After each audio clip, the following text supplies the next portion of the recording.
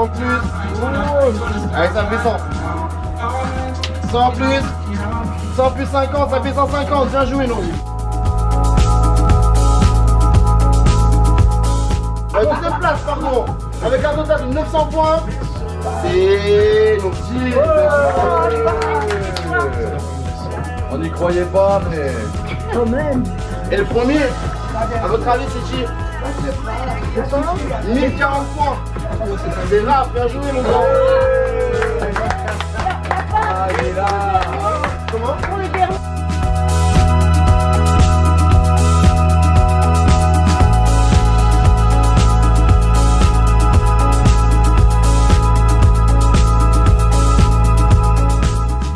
Des choses.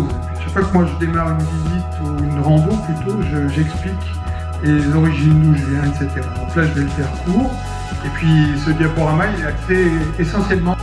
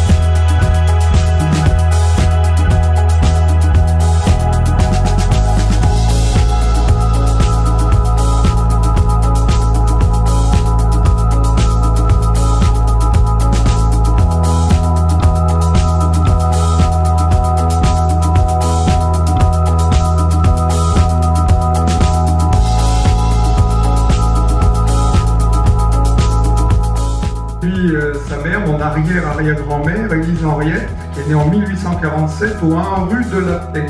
Elle est parisienne. En fait, elle est née à Paris.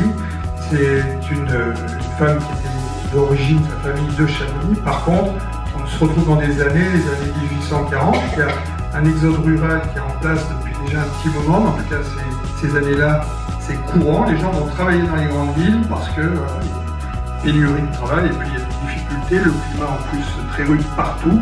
Dans tous les cas, sa famille va travailler à Paris et elle naît 1 rue de la Paix. À côté d'elle, vous avez mon arrière-grande-tante Marie-Léa Sophie, donc la sœur de Denis Adolphe, mon arrière-arrière-grand-père qu'on a vu tout à l'heure, Alexandre, elle a pris un peu de l'âge, et puis mon arrière-grand-tante Anna Adeline. La petite fille qui est assise devant, c'était la fille du photographe. Alors, même si le métier de guide, il aide à l'époque considérablement les familles de Chamonix à améliorer leurs revenus, il faut se rappeler que jusque dans la première partie du XXe siècle, l'activité de guide, elle ne s'exerçait que durant l'été et pour subvenir à leurs besoins durant toute l'année.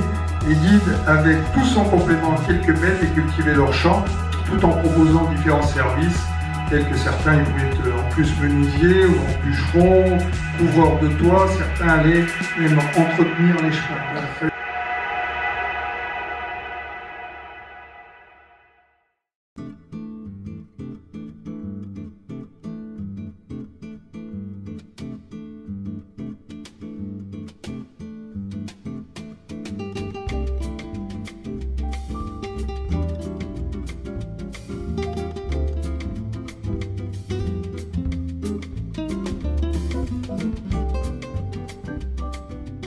Ouvrages, je vais en citer un peu plus tard.